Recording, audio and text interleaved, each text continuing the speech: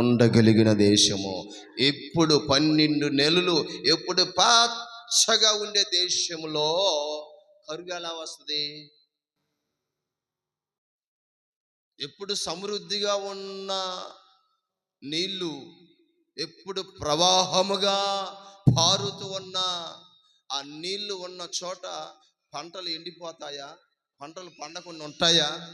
ఒక నెల కాకపోయినా ఇంకొక నెలలో పండుతాయి కదా.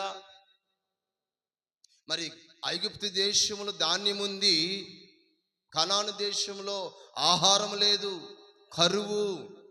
తన ప్రజలందరూ కూడా కరువుతో అల్లాడిపోతూ, అయ్యో చనిపోతావేమో, ఆహారం ఎక్కడుందో అయ్యా వెతకండి, మనం చనిపోకుండా ఆహారం కొనుక్కొని రండి నాయనా, కరువు తీరేంత వరకు మనం బ్రతకాలి కదా అని యాకోబు తన కుమారులకు చెబుతుంటే, ఇప్పుడు తన కుమారులు అంటారు, ఆహారము ఐగుప్తు దేశంలో ఉంది. మీరు శ్రద్ధగా ఈ మాటలు ఈ పూట కాస్త వినగలిగితే, నీ జీవితంలో మన జీవితంలో కరువు ఎందుకు వస్తుందో, ఆర్థిక పరిస్థితులు ఎందుకు మన దగ్గరికి వస్తాయో, ఎందుకు నష్టాలు వస్తాయో, ఎందుకు చేతి దాకా వచ్చిన పంట తినేలోపు ఎందుకు జారిపోతుందో, ఈ పూట దేవుడు నీతో మాట్లాడునుగాక. ఆమేన్, ఆమేన్. ఇక్కడ చూడండి, ఆహారం ఎక్కడుందంట? ఐగుప్తు దేశంలో. కరువు ఎక్కడా? దేవుడు వాగ్దానం చేసిన దేశంలో.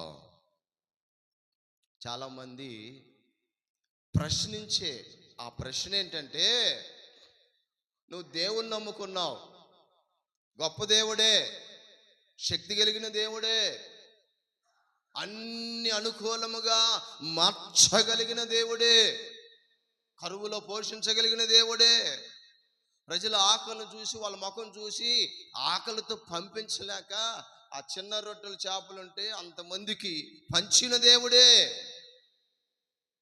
మరి నీ కుటుంబం ఎందుకు అప్పుల్లో ఉంది? నీకెందుకు ఈ దరిద్రం? దేవుణ్ణి నమ్ముకోను కూడా ఈ కష్టాలు నీకెందుకు?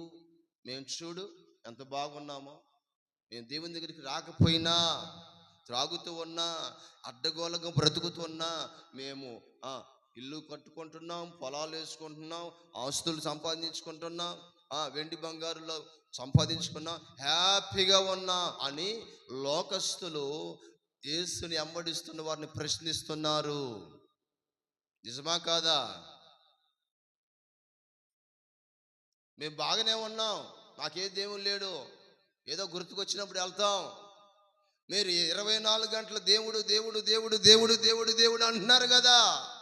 ఆ దేవుడు మిమ్మల్ని ఏం చేశాడు? మీకేం చేశాడు? మిమ్మల్ని ఆశీర్వదించాడా? మీ కష్టాల నుంచి తొలగించాడా? మీ బాధల నుంచి తొలగించాడా? మీరు ఏడుస్తుంటే ఆయన చూసుకుంటూ ఉన్నాడు.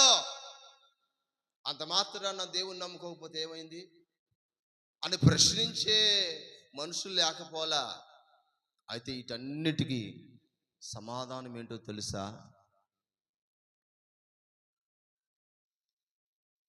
కరువు రావటానికి ప్రధానమైన కారణం, నష్టపోవటానికి ప్రధానమైన కారణం ఏంటంటే, ఆ దేశంలో ఒక వ్యక్తి లేడు. కనాను దేశము వాగ్దానం చేయబడిందే కానీ, దేవుడు మాట ఇచ్చిందే కానీ, నేను ఆశీర్వదిస్తానని దేవుడు సెలవిచ్చాడే కానీ ఆశీర్వాదములన్నిటికీ కర్తగా ఉన్న ఒక వ్యక్తి ఆ దేశమును విడిచి ఐగుప్తులో ఉన్నాడు. స్తోత్రం. ఆ వ్యక్తి ఎక్కడుంటే అక్కడ సమృద్ధి, ఆ వ్యక్తి ఎక్కడుంటే అక్కడ దేవుని ఆశీర్వాదములు ఉంటాయి, ఆ వ్యక్తి ఎక్కడుంటే అక్కడ క్షేమం ఉంటుంది. ఇప్పుడు ఆ వ్యక్తి ఎవరో మీకు అర్థమై ఉండొచ్చు. స్తోత్రం చెప్పండి. కనాను దేశం ఎవరిని పోగొట్టుకుంది? యాకోబు కుటుంబం ఎవరిని పోగొట్టుకున్నారు? యాకోబు సహోదరులు ఎవరిని పోగొట్టుకున్నాడు? ఫలించే యోసేపును పోగొట్టుకున్నారు. నేను అంటాను, యోసేపు దగ్గర ఆహారం ఉంది. వాగ్దానం చేయబడిన స్థలంలో ఆహారం లేదండి. వాగ్దానం మాత్రం ఉంది, కానీ ఆహారం ఎక్కడుంది? యోసేపు దగ్గర ఉంది.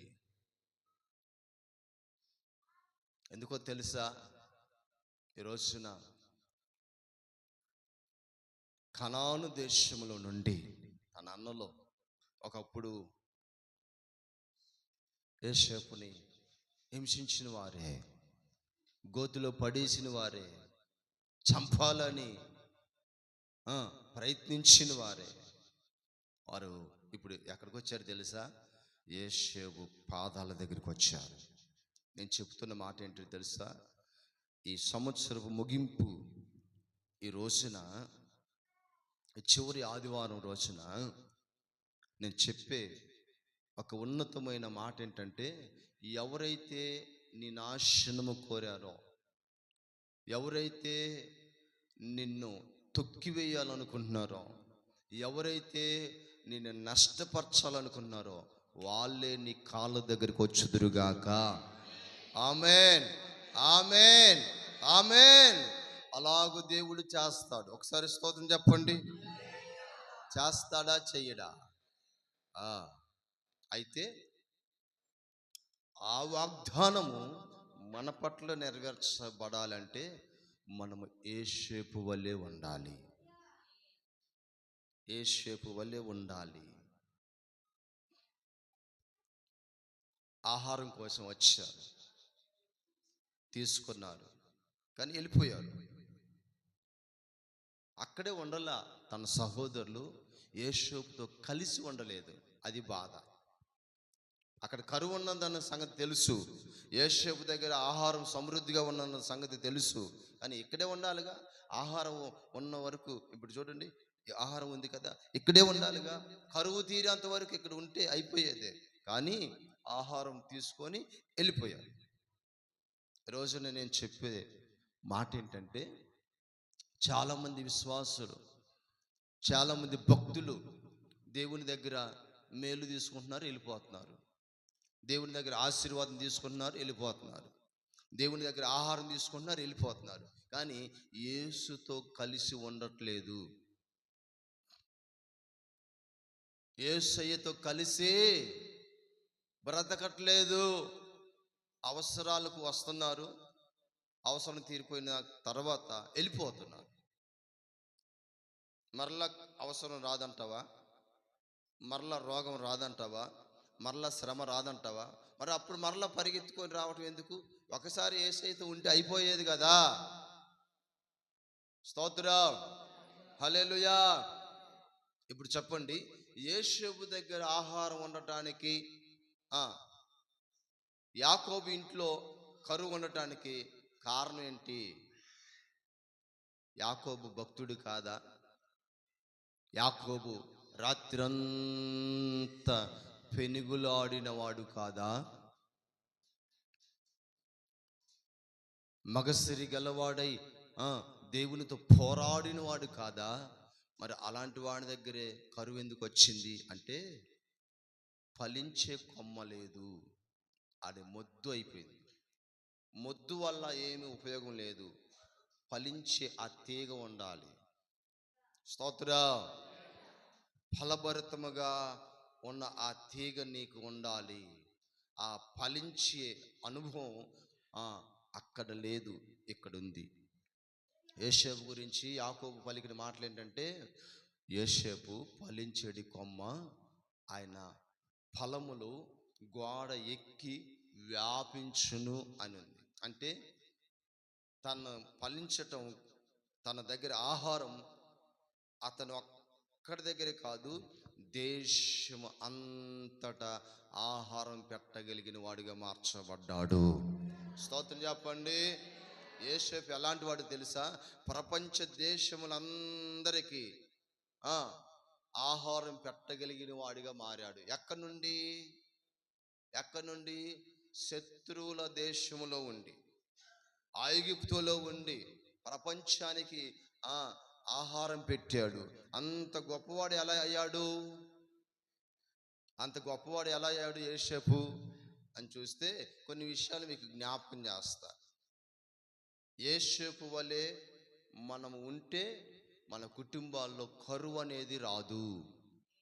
మన వ్యక్తిగత జీవితంలో నష్టం అనేది రాదు. మనము కూడా యోసేపు వలె అనేకులకి ఆహారం పెట్టే ఒక దీవెనకరంగా ఈ సమాజంలో మనం ఉంటాము. స్తోత్రం. ఒకళ్ళ దగ్గర చెయ్యి చాపే పరిస్థితులు రావు, ఒకరికి పెట్టే విధంగా దేవుడు నిన్ను మారుస్తాడు. స్తోత్రం. హల్లెలూయా. ఇప్పుడు చెప్పండి, యోసేపు దగ్గర ఆహారం ఉంది. ఎందుకుంది? అక్కడ ఎందుకు లేదు? ఇప్పుడు ఐగుప్తు దేశము వాగ్దానం పడిన దేశమేనా? కాదు. ఐగుప్తు దేశము తన ప్రజలను హింసించిన దేశం, బాధ పెట్టిన దేశం, దేవునికి వ్యతిరేకంగా ఉన్న దేశం. అలాంటి దేశములోనే యోసేపు ఉన్నాడు. యోసేపుని బట్టి ఐగుప్తు దేశం అంతా దీవించబడింది. స్తోత్రం.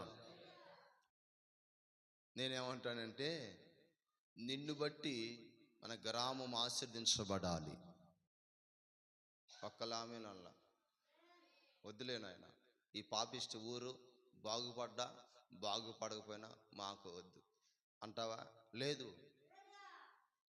దేవుడు నిన్ను బట్టి అనేక కుటుంబాలను ఆశీర్వదించునుగాక, అనేక గ్రామాలని దేవుడు ఆశీర్వదించునుగాక, అనేక కరువులో ఉన్నవారు తృప్తిగా తినంత వరకు ఆహారం నీ ద్వారా వాళ్ళకి ఎల్లునుగాక. ఆమేన్. ఒక్కొక్కటిగా మనం ధ్యానిస్తాం.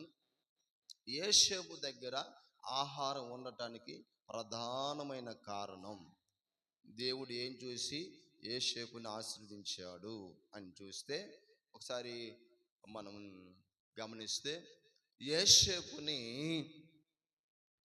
తన అన్నలు హింసించారు. ఓకేనా? బాధ పెట్టారు, శత్రుహింసలు చేశారు. హలో, గోతులో పడేశారు, అమ్మేశారు. ఆ తర్వాత తన దేశంలో కరువు వచ్చిందని అదే యోసేపు దగ్గరికి వీళ్ళు ఆహారం కోసం వచ్చింది.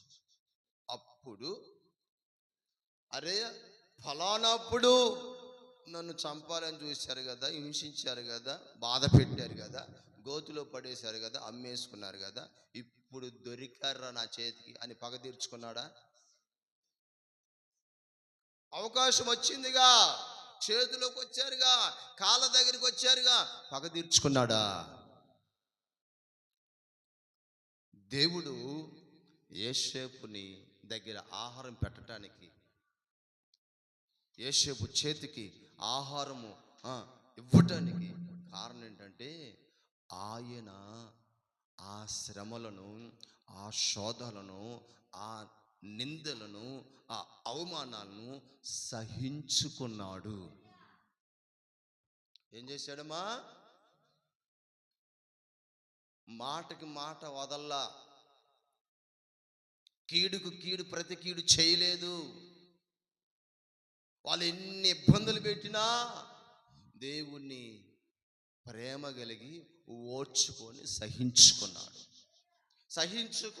గనకే ఈరోజు ప్రపంచ దేశాన్ని ఏలుతూ ఉన్నాడు.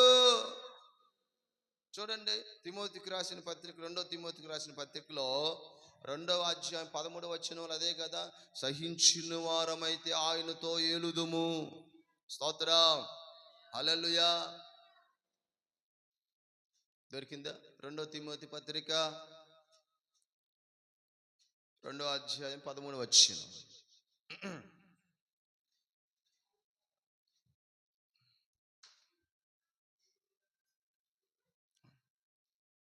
ఎంతసేప తీశారుగా, చదవచ్చుగా.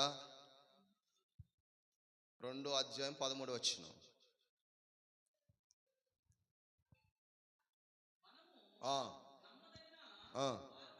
ఉమ్, ఉమ్, ఉమ్, ఉమ్. అదేనా మొదటి తిమోతి, రెండో తిమోతి? మొదటి తిమోతి చూడు, మొదటి తిమోతి 2:13.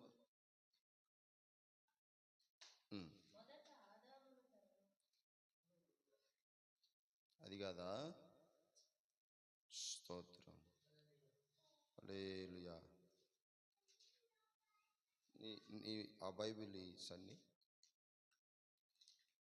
అయ్యా, దొరికిందా ఆ బైబిల్? ఒకసారి. హల్లెలూయా, హల్లెలూయా. చూడండి ఒకసారి, నేను చూపిస్తాను.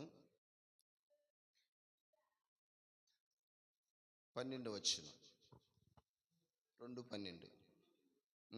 2 తిమోతి 2:12. ఓకే. ఇదే, సహించిన వారమైతే ఆయనతో కూడా ఏలుదుము. ఇప్పుడు చూడండి, ఏం సహించాలి? హలో, ఏం సహించాలి? నీకొస్తున్న శ్రమలను సహించుకోవాలి, తొందరపడొద్దు. నీకొస్తున్న శోధనలు సహించుకోవాలి, కోపపడొద్దు. నీకొస్తున్న ప్రతి కలవరాల్ని సహించుకోవాలి, చిరాకు పడొద్దు, ఇసుక్కోవద్దు. నాకే ఎందుకు రావాలి, నాకే ఎందుకు ఈ బాధలు, యేసుప్రభుని నమ్ముకుంటే ఇన్ని కష్టాలా, ఇన్ని శ్రమలా అని గొనగొద్దు. ప్రతిది కూడా నా మేలు కొరకే అని ఏం చేయాలి తెలుసా? సహించుకోవాలి. ఎదుటివారు ఎవరన్నా ఒక మాట అంటే సహించుకోవాలి. ఎవరైనా దూషిస్తే సహించుకోవాలి. ఎవరైనా పెద్దవాళ్ళు కోపడితే సహించుకోవాలి. సహించిన వారమైతే దేవుడు మన దగ్గర ఆహారం పెట్టేస్తాడు. స్తోత్రం. కరువు రానివ్వడు. నువ్వు సహించుకోకుండా తొందరపడటం వల్ల నీ కుటుంబంలో కరువు, నీ శరీరంలో అనారోగ్యాలు, నీకు సమస్యలు. యేసయ్య సహించుకున్నాడు. ఉమ్ము ఊశారు, పిడిగుద్దులు గుద్దారు, ముళ్ళు కిరీటం పెట్టి కర్రతో కొట్టారు, వస్త్రం లాక్కున్నారు, కళ్ళు మూసి గుద్ది నువ్వు ప్రవక్తవు కదా, నేను కొట్టింది ఎవడో చెప్పు అని హేళన చేశారు. ఒక్క మాట నోరు తెరిస్తే వాళ్ళు బూడిదైపోతారు. కానీ యేసయ్య సహించుకున్నాడు. మరి ఆ ఓర్పు నీ దగ్గర ఉందా? స్తోత్రం చెప్పండి. నా దగ్గర ఓర్పు ఉందయ్యా, ఓర్చుకున్నానయ్యా, ఎన్నో ఓర్చుకున్నానయ్యా అన్న వాళ్ళు అల్లు చెప్పండి. స్తోత్రం. నెక్స్ట్ నేను మీకు కోపం వచ్చే మాట అంట, ఓర్చుకుంటారో లేదో చూస్తా. స్తోత్రం, హల్లెలూయా. యేసేపు తొందరపడలా, ఓర్చుకున్నాడు.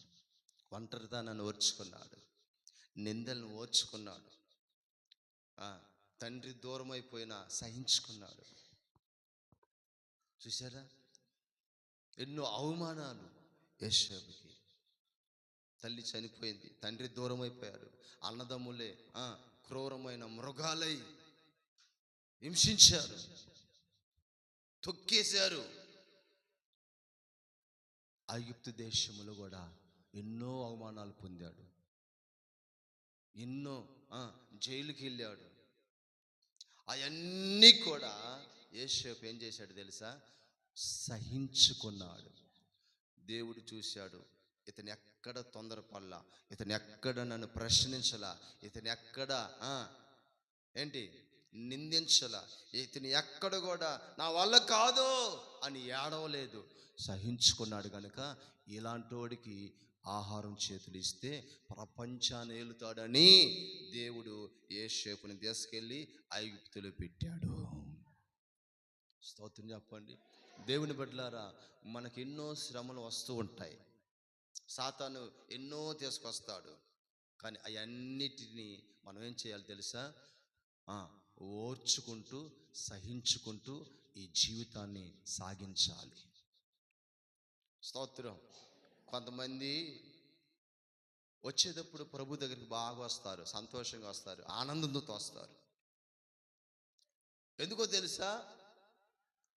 కొంతమంది భక్తులు చెప్పే సాక్ష్యములను బట్టి వా వాళ్ళ జీవితంలో ఎంత అద్భుతాలు చేశారు. అస్సలు బ్రతకదనుకున్నాం, డాక్టర్లే చెయ్యి విడిచిపెట్టేశారు, దేవుడు బ్రతికించాడు. అలాంటి సాక్ష్యాలు విని వాళ్ళు కూడా జీవితంలో ఏదో పొందుకోవాలని వస్తే వాళ్ళ అవిశ్వాసాన్ని బట్టి, వాళ్ళ భక్తిహీనను బట్టి సాతానుగాడో లేకపోతే కాలం ఇదిలో బట్టి చిన్న శోధనలు, చిన్న పరీక్షలు వస్తే అమ్మ బాబోయ్ ఇన్ని కష్టాలా, యేసయ్య నమ్ముకుంటే, అమ్మో ఇన్ని నిందలా, ఇన్ని వదులుకోవాలా, ఇంత ఇదిగా ఉంటుందా, మా వల్ల కాదు నాయన అని అడ్రస్ లేకుండా మీ అడ్రస్ పోతారు. మరలా కనబడరు వాళ్ళు. స్తోత్రం. 10 మంది వచ్చారండి, కుష్ఠవ్యాధి కలిగిన వాళ్ళు. అయ్యా ఊరు మమ్మల్ని వెలేసింది, ఊళ్ళో మమ్మల్ని బ్రతకనివ్వట్లేదు, సరైన ఆహారం లేక, నిద్ర లేక, అయ్యో ఎన్నో తిప్పలు పడుతున్నానయ్యా, నీ చిత్తమైతే, నీకు ఇష్టమైతే అయ్యా మమ్మల్ని బాగు చేయవా అని వినయంతో కన్నీళ్లతో ఆయన్ని వేడుకుంటే, బిడ్డలారా మీరు అలా ఉంటే నాకెందుకు ఎలా ఉంటుంది, మిమ్మల్ని బాగు చేయడం నాకు ఇష్టమే అని 10 మందిని బాగు చేశాడు యేసయ్య. స్తోత్రం. 10 మందిని బాగు చేస్తే ఆయన ఏం చెప్పాడంటే, మీ దేహం బాగైంది, మోషే ధర్మశాస్త్ర ప్రకారముగా మీ మందిరంలోకి వెళ్ళి సాక్ష్యం చెప్పుకోండి, లోకానికి ఒక సాక్షులుగా ఉండండి అని, కృతజ్ఞత కలిగి ఉండండి అని చెప్పి పంపించాను. మరలా వేరే ఒక ప్రాంతంలో వేసే ఉంటే ఒక వ్యక్తి వచ్చాడు. వచ్చి అయ్యా వందనాలయ్యా అంటే, ఎవరు నీవు అంటే, ఫలానా. ఓకే, మరి 9 మంది ఏరి? ఒక్కడే వచ్చాడు, మరి 9 మంది రాలేదే అడిగితే, ఏమోనయ్యా తెలియదయ్యా, నేనైతే నువ్వు చేసిన మేలు మర్చిపోలేక వచ్చానయ్యా అన్నాడు. ఇప్పుడు కృతజ్ఞత కలిగిన వారు 9 మంది ఒక్కడా? అంటే వాళ్ళు దేనికోసం వచ్చారు? స్వస్థత కోసం. అయిపోయింది, వెళ్ళిపోయారు. ఇంకేసైతే పని లేదు. ఇంకా ఇతనికి ఏం కావాలి? స్వస్థత కంటే ప్రాముఖ్యంగా యేసు కావాలి. స్తోత్రం. వాళ్ళ పేర్లు లేవు, ఇతని పేరు రాశాడు దేవుడు. ఎందుకు తెలుసా? యేసయ్య కావాలి నాకు. యేసయ్య కావాలనుకుంటే సహించాలి. ఆ రాజ్యం కావాలంటే సహించాలి. దేవుని యొక్క ఆశీర్వాదాలు నువ్వు అనుభవించాలంటే సహించాలి. స్తోత్రం చెప్పండి. హల్లెలూయా. యోసేపు సహించుకున్నాడు, ఓర్చుకున్నాడు. ఎన్నో శ్రమల మధ్యలలో నలిగిపోయిన బ్రతుకైనా ఓర్చుకున్నాడు. ఓర్చుకొని ఏదో ఒక రోజున ఇట్లా ఉండంలే, ఏదో ఒక రోజున ఆయన చూస్తాలే, మనుషులు చూడకపోయినా, మనుషులు పట్టించుకోకపోయినా ఆయన చూస్తాలే, ఆయన పట్టించుకుంటాలే, ఏదో ఒక రోజున ఆయన జ్ఞాపకం చేసుకుంటారు అన్నీ సాగిపోయాడు యోసేపు. ఆయన అనుకున్నట్లుగానే ఒక రోజున జ్ఞాపకం చేసుకొని సరసాలలో ఉన్నవాణ్ణి, కాళ్ళ కింద ఉన్నవాణ్ణి తీసుకొచ్చి సింహాసనం మీద కూర్చోపెట్టాడు. చప్పట్లు కొట్టరా?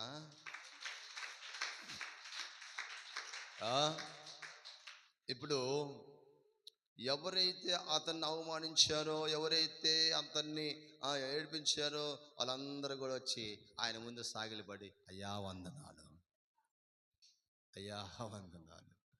ఏంటి? ఆహారం. చూసారా? నువ్వు ఓర్చుకోగలిగితే దేవుడు నిన్ను ఈ స్థితికి తీసుకొస్తాడు. కాస్త ఓర్చుకోగలిగితే. కొంచెం సహించుకోగలిగితే ఆయనే మిమ్మల్ని స్థిరపరిచి బలపరిచి ఆ నిత్య మహిమ ఎదుట నిలబెడతాడు. అప్పటి వరకు కొంచెం ఓర్చుకోండి. ఆయన అన్నాడు, 10 దినములు మీకు శ్రమ వస్తుంది, ఓర్చుకోండి, ఆ తర్వాత నేనే మీకు మహిమ కిరీటం పెడతా. చూసారా? శ్రమలు రావట్లేదు, వస్తాయి. కానీ ఓర్చుకోవటానికి కూడా దేవుడు శక్తినిస్తాడు. తప్పించటానికి కూడా దేవుడు మార్గం చూపిస్తాడు. ఇలాంటి మార్గములలో మనం ఏం చేయాలంటే యేసయ్యకి నమ్మకంగా ఉండాలి. స్తోత్రం. రెండోదిగా యోసేపుకి దేవుడు సమస్త అప్పగించటానికి కారణం ఏంటంటే ఆదికాండము 39వ అధ్యాయము 3వ వచనం ఒకసారి జ్ఞాపకం చేస్తాను.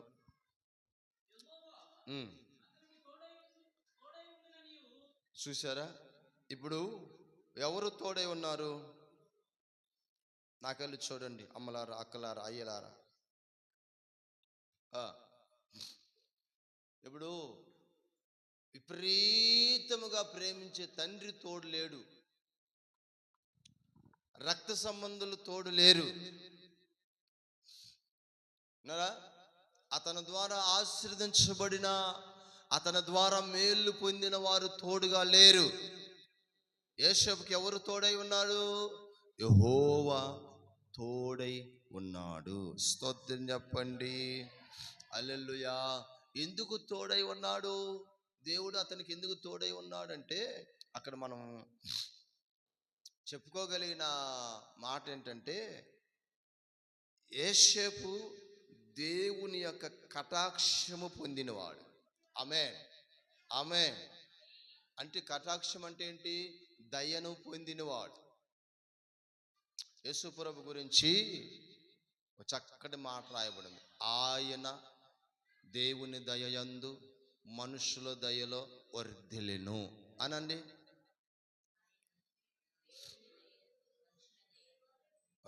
ఇప్పుడు యోసేపు ఎవరి దయలో వర్ధిల్లుతున్నాడు?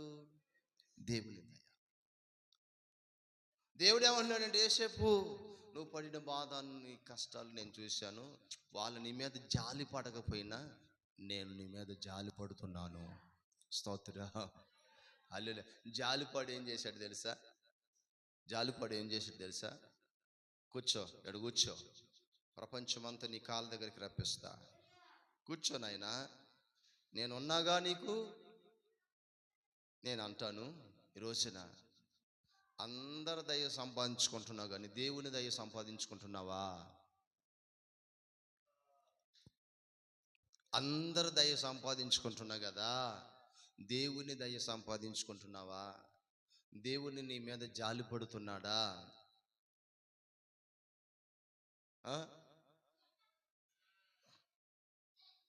మనుషులు జాలి పడితే ఏమి రాదు చెల్లి, ఏమి రాదు.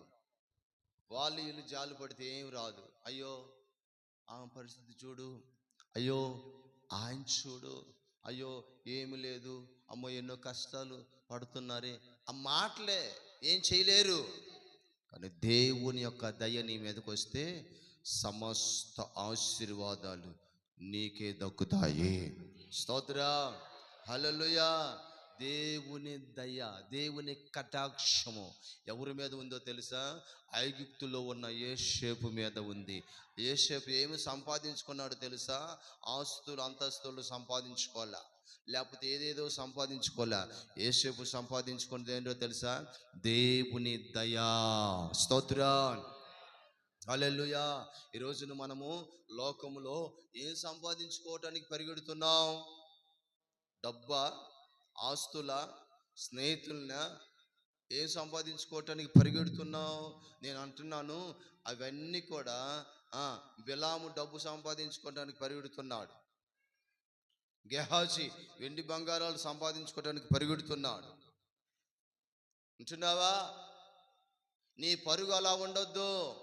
నీ పరుగు ఎలా ఉండాలంటే వెండి బంగారాలు సంపాదించుకోవటానికి, లోకమును సంపాదించుకోవటానికి, ఘనతను సంపాదించుకోవటానికి, మెప్పు సంపాదించుకోవటానికి పరిగెత్తొద్దు. నీ పరుగు ఎవరి కోసం ఉండాలంటే, ఏమి సంపాదించుకోవటానికి ఉండాలంటే దేవుని దయ సంపాదించుకోవటానికి నువ్వు పరిగెత్తుదువుగాక.